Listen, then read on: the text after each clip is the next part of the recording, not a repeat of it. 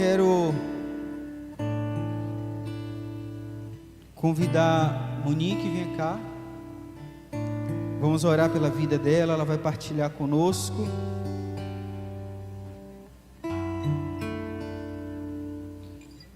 Erga suas mãos sobre a vida dela, vamos orar, vamos louvar a Deus por tudo aquilo que o Senhor quer realizar através do seu testemunho, da sua vida.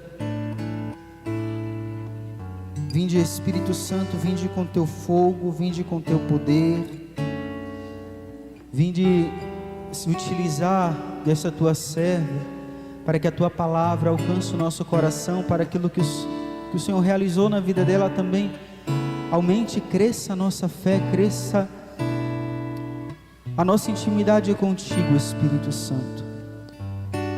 Se utiliza daquilo que ela tem, para que com o teu poder os nossos corações sejam tocados e abrasados.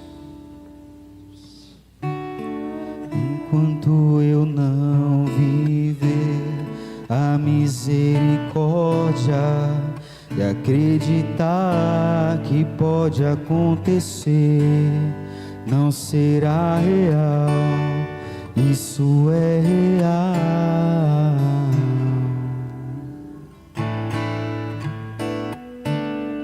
Eu quero viver, eu quero aprender, mesmo que pela dor, ou seja pelo amor, mas que seja real, isso é real.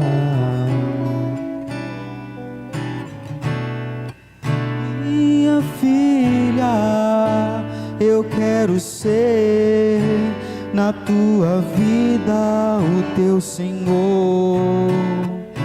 Desejo derramar o que me pedes, pois muito desejo que venha a mim. Minha filha, o meu desejo é que confies no meu amor, pois quanto mais me pedes, muito mais eu dou. Basta confiar, minha filha, o meu desejo é confiar,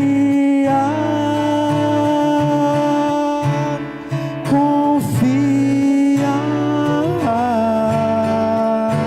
O meu desejo é que confies no meu amor de misericórdia. E essa misericórdia, esse amor e essa confiança que nós vamos escutar agora esta pregação, e que você abra o seu coração para aquilo que Deus quer falar contigo, amém?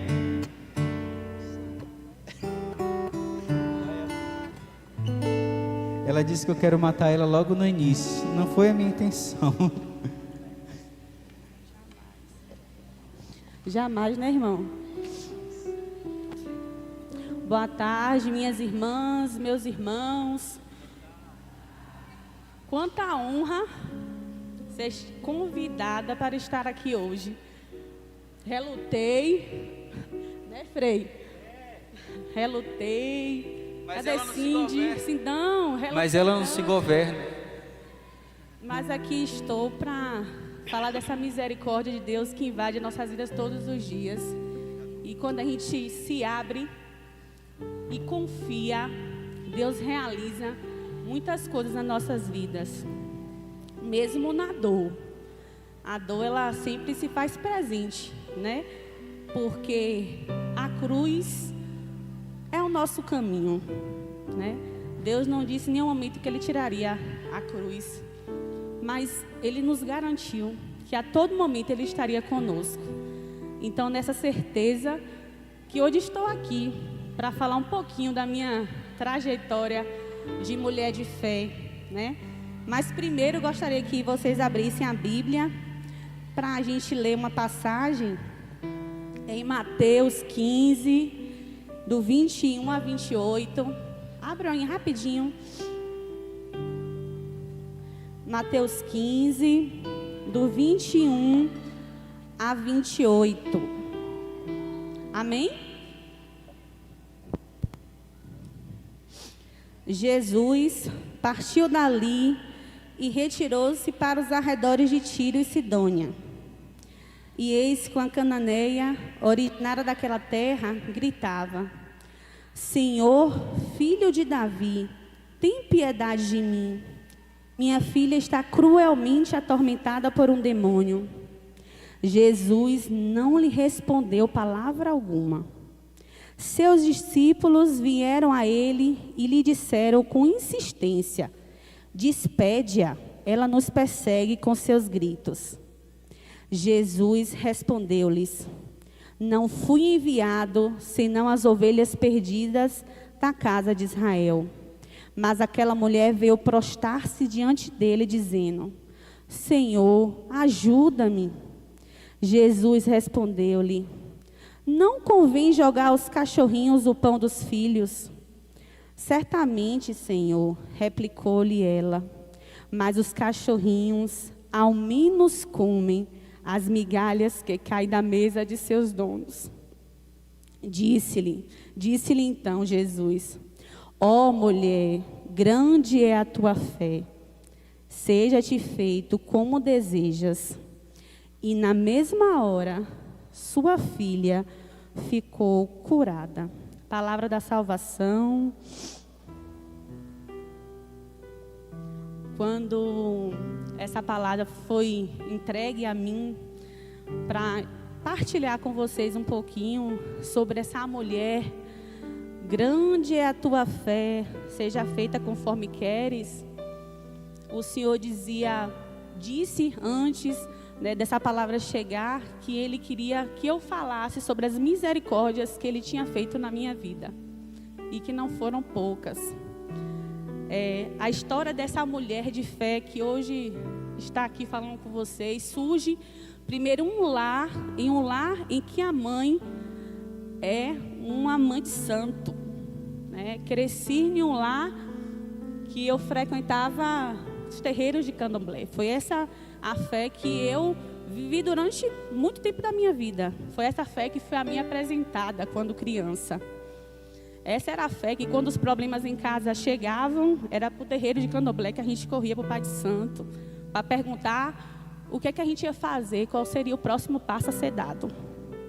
Foi essa fé que, durante muito caminho da minha adolescência, até eu chegar no quilômetro 100, foi essa fé que me guiou e que nunca preencheu o vazio que existia dentro de mim.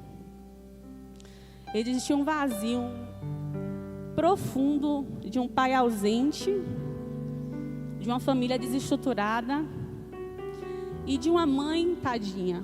Hoje eu sou mãe, né? A gente, no desespero, a gente faz tudo para ajudar os nossos filhos. E essa foi a fé que foi apresentada a ela. Ela, para tentar encontrar explicações do que ela vivia, do que ela sofria, das agressões sofridas que ela tinha constantemente dentro de casa. Foi essa fé que, naquele certo momento da vida dela, que trazia acalento ao coração. Mas me recordo bem que Deus, Ele tem um meio de dizer assim: olha, em momento nenhum você teve presente. Ele me fez recordar várias coisas que aconteceu no meu passado. Uma delas foi que minha mãe, mesmo frequentando um terreiro de candomblé, sempre fez questão de que a gente fosse para a catequese, né? A gente ia para a catequese e aí segui fazendo os preceitos e tal, só que não fui batizada no tempo certo. E aí o pai da minha melhor amiga foi o que eu convidei para ser o meu padrinho, e a mãe dela também, homens de extremamente fé, católicos assim fervorosos. Fui batizada, né? Frequentei, mas mesmo assim continuei nesse caminho até chegar ao quilômetro 100. Digo que Deus não me trouxe aqui à toa, não foi à toa. Deus, Ele quis resgatar a minha alma. E ao chegar ao quilômetro 100, ainda vivendo e experienciando essa fé, Deus me apresentou uma família uma família, de minha cocotinha, ela está aí. De Dena, de tio Jó. Foram eles as primeiras pessoas que me levaram para a igreja aqui. E eu sempre dizia a ela que ela foi a primeira porta, né, que o Senhor me apresentou com esperança de ter uma família diferente daquilo que eu vivi. Foi através da família dela que eu pude ter fé e acreditar que eu poderia viver algo diferente na minha vida, né, e de experimentar algo novo, algo daquilo que eu não vivi. E comecei indo com ela nas pregações de Padre Tom, né? Padre Tom, Dom Antônio, Dom Antônio. E ali ia tocando todos os dias no meu coração aos poucos e trazendo e preenchendo aquele vazio que sempre foi tão gritante na minha vida. A minha alma gritava, eu tinha sede de Deus. Era uma sede que era insaciável.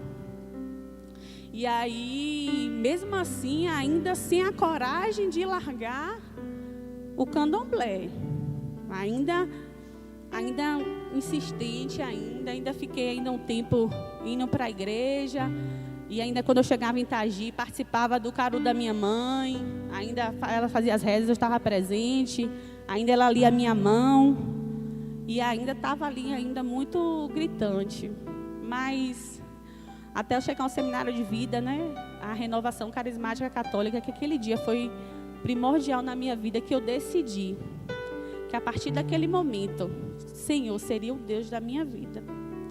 E que tudo aquilo que eu tinha vivido no passado, ficaria no passado. E que eu me comprometeria com Ele, que a partir daquele dia eu seria uma mulher nova e restaurada no Espírito Santo de Deus. E naquele dia em diante, eu nunca mais frequentei nenhum terreiro de candomblé.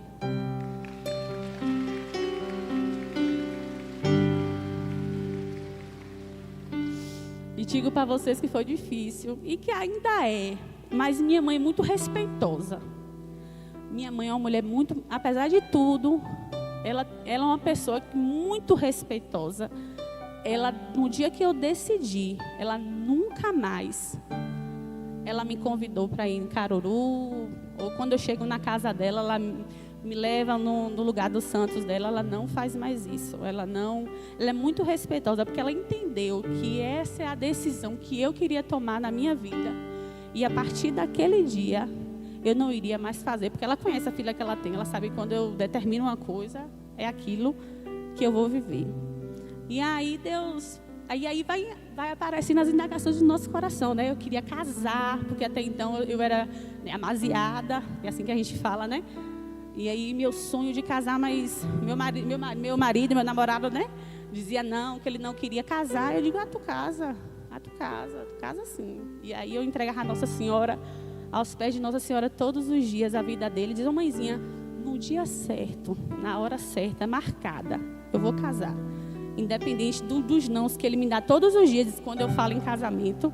Já venci tanta coisa, não vou vencer. Eu vou comungar. Eu tinha sede de Deus, eu tinha sede. Eu dizia, Jesus, eu sei, Deus, que o Senhor vai me dar graça de eu te comungar verdadeiramente, Jesus, nova, renovada. E no dia 12 de outubro, dia de Nossa Senhora Aparecida, eu dentro do meu quarto, meu marido chegou com a aliança, ajoelhou e disse assim, amor, tu quer casar comigo? Eu disse, claro que sim, eu quero, agora, Ave Maria. E não demorou muito não, foi tudo tão rápido. Cadê as meninas? O casamento ligeiro foi aquele, gente do céu. De uma hora para outra, Dena, minha filha, me socorre com o vestido. Eu disse, não, menina, que é Toninha, minha irmã, bora correr atrás desse casamento aí. Em 2002 eu casei. E aí Deus se apresentou na minha vida através de um outro patamar, que foi a maternidade. A maternidade na minha vida, ela surgiu primeiro de uma forma bem leve, bem tranquila. Foi muito fácil ser mãe de Malu. Malu foi, lembro muito bem, quando eu brincava de boneca com minha irmã, eu dizia, mãe, quando eu crescer eu quero que meu primeiro filho seja uma menina. Deus, ele realizou. Eu sempre dizia que o primeiro filho queria ser a menina, mas pensa aquela menina sonhada. Foi Maluzinha. me dá trabalho, eu sempre fui traquina. É assim, igual a mãe, viu? Conversadeira, explosiva, mas é um doce de menina. Foi muito fácil, né? Maternar com Malu. Foi muito fácil percorrer esse caminho. E aí, no meio do caminho, eu já não queria nem mais ter filho. Maluzinha diz: mãe, eu quero mais um irmão, não quero ficar sozinha não. Eu digo: Jesus, eu não queria nem mais ter filho. Maluzinha diz: não, mãe, eu quero ter mais um irmãozinho. E aí eu dei: um filho só é ruim, bora tentar, né? Demorou muito, engravidei. Gestação tranquila, né? Um menino. Aí eu disse: vai ser Pedro Rocha.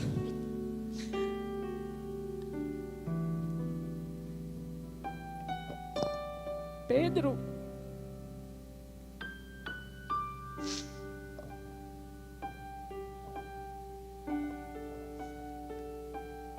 Ele me apresentou Jesus e tocou em mim de uma forma que eu tenho certeza que eu jamais experimentaria. Jamais.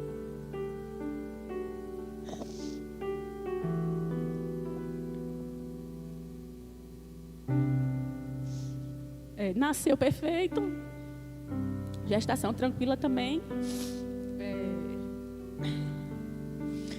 No dia que eu apresentei, gente, não foi com Madi. No dia que eu apresentei Pedro na igreja, a partir daquele dia, a vida da gente se transformou. Até os 2 anos eu descobri as alergias que Pedro tinha.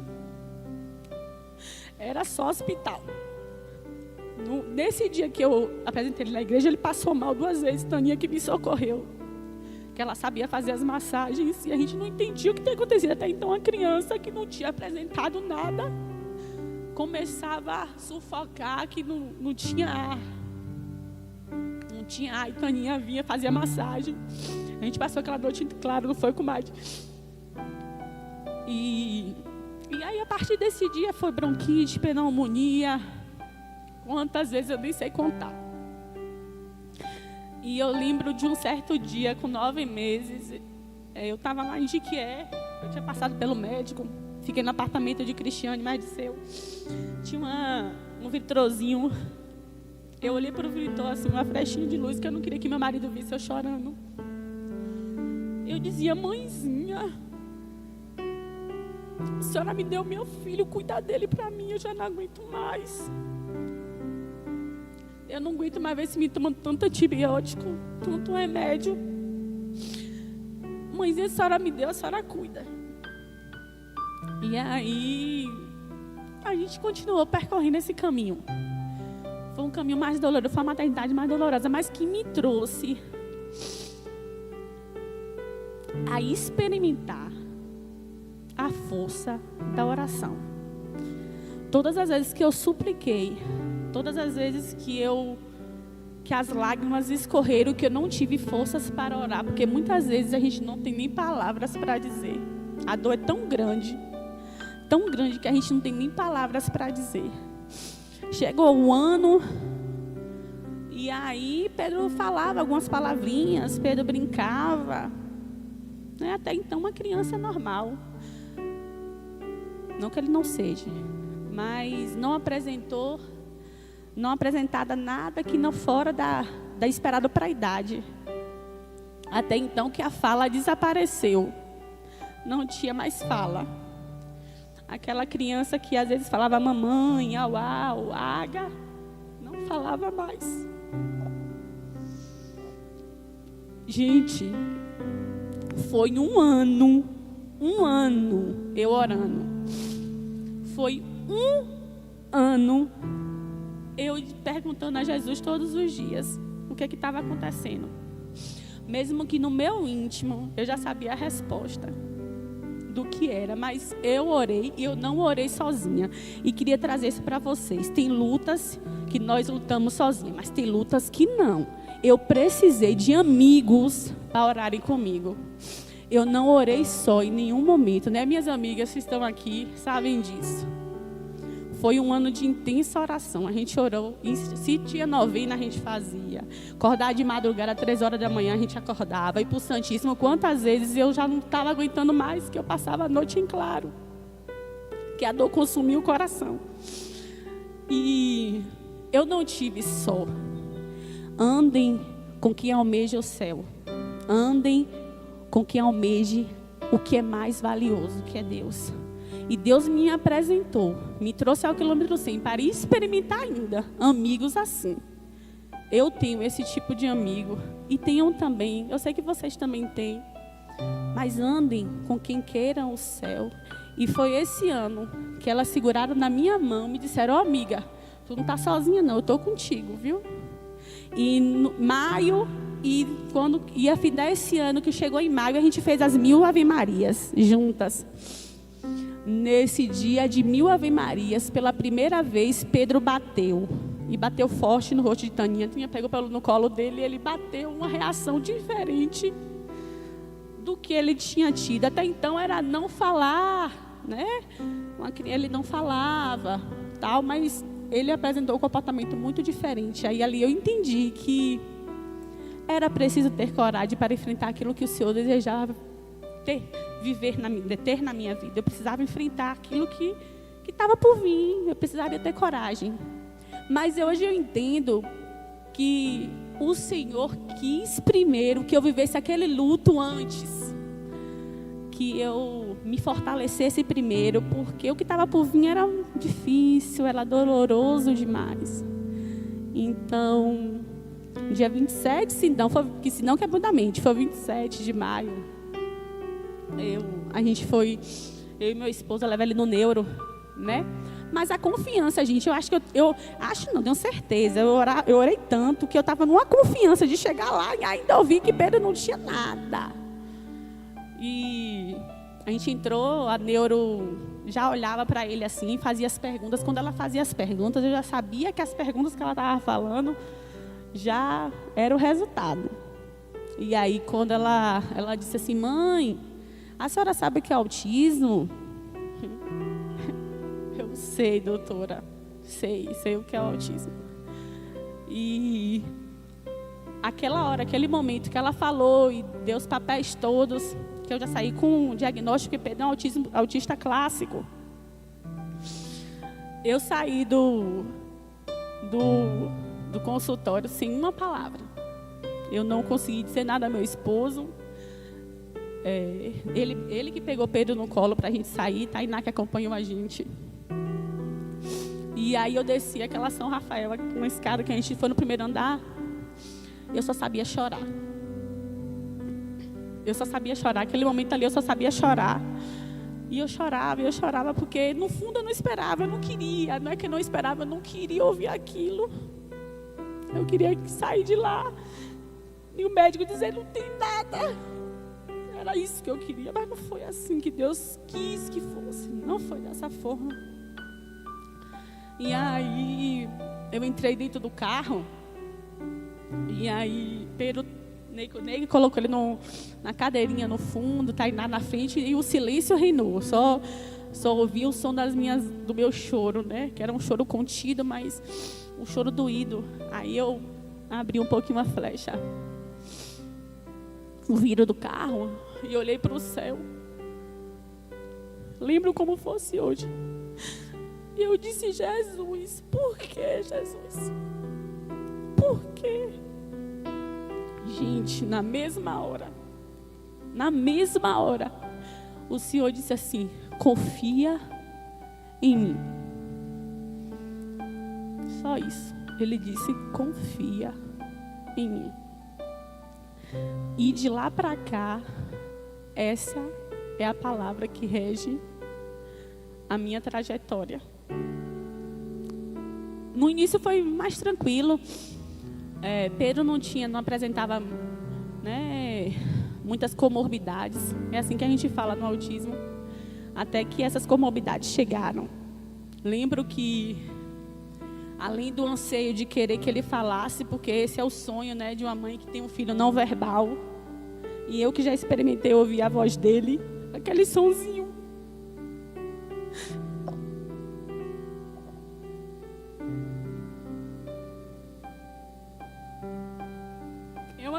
ver como é a voz dele. Está aqui guardada. E a confiança e o abandono em Deus, ela passa por esses percalços também, gente. O propósito é doloroso, mas a certeza que Deus está conosco, ela é libertadora. Quando eu lembro que eu passei uma fase com Pedro, que ele chorava todos os dias à noite. Todos os dias ele acordava à noite e ele chorava todas as noites. E minha oração era agora: Senhor, conduz a minha estrada. Senhor, eu estou vivendo para a tua vontade, Jesus. Eu já não podia mais. Eu cheguei em uma fase onde eu não pedi mais. Pedi pela fala, pedi pela cura. Eu já entendi que eu precisava passar por aquilo e que era aquilo que o Senhor preparou para a minha vida. E nesse tempo, nessas noites que ele acordava chorando, ele se batia. Não era só acordar chorando. Ele acordava e se autoagredia. E aí, na sequência de noites, eu e meu marido já estava exausto. Mas quem conhece a gente, nem parecia, né? Que a gente passava tantas noites assim, claro. E aí, é isso que a gente tem que entender, que a gente não está sozinho. Aí eu cheguei nessa noite que eu já não estava aguentando mais. Meu esposo estava exausto. Chegou 6 horas, eu tomei banho, meu esposo tomou banho, a gente deu janta a ele e tal. E a gente fez o ciclo do sono e colocamos ele para dormir. Aí eu cheguei no quarto, fechei a porta. Eu disse: ô Jesus, deixa eu dormir essa noite toda. Eu estou cansada. Só me deixa dormir. Aí nisso adormeceu meu esposo, na luzinha. E a gente dormiu a noite toda. No outro dia eu acordei assim. Uai, meu esposo acordou: amor. Eu disse: é isso, amor. Quando a gente não tiver mais forças, Deus, ele entra na jogada. Ele sempre faz isso. Quando a gente acha que a gente já não aguenta mais, que a gente não suporta mais, Deus vai lá e diz assim: peraí, minha filha, deixa eu te segurar aqui um pouquinho, ó. Você aguenta mais um pouco. E nessa construção da mulher de fé, eu queria só levar um episódio que eu vivi com minha mãe, que eu falei com vocês que minha mãe é muito respeitosa, lembra? Ela sabia do desejo que eu tenho de ver Pedro falando. Um dia, ela me ligou e disse assim... Estava com uma carinha de triste, que nem todos os dias são bons, não. Tem dia que a gente está triste, né? A gente está mais para baixo. E mãe, ela sente. Ela me ligou, ela disse assim... Filha? Eu disse: oi, mãe. Fala de vídeo. Ela disse: ô, filha, deixa eu lhe falar uma coisa. Você sabe, se você quiser, eu faço o Pedro voltar a falar. Só me autorize. Eu disse: não, mãe. Eu não lhe autorizo. Não faça nada.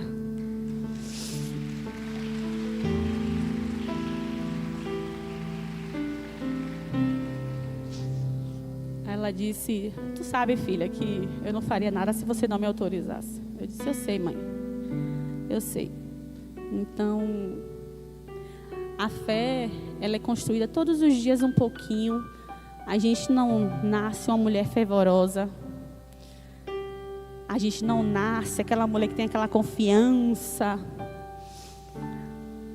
A gente, todos os dias, aprende um pouquinho a ter mais fé.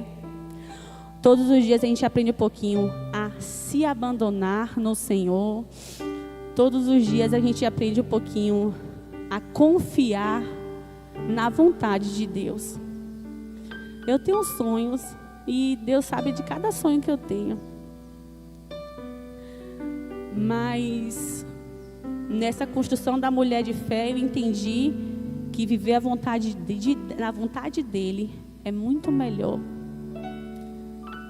Que mesmo diante da dor de querer ver meu filho falando, de entender às vezes que ele quer, porque às vezes ele se bate porque ele quer se comunicar, ele não consegue. Mas o que Deus fez dentro da minha casa, do meu lado, Deus me deu um marido que não me abandonou naquele instante.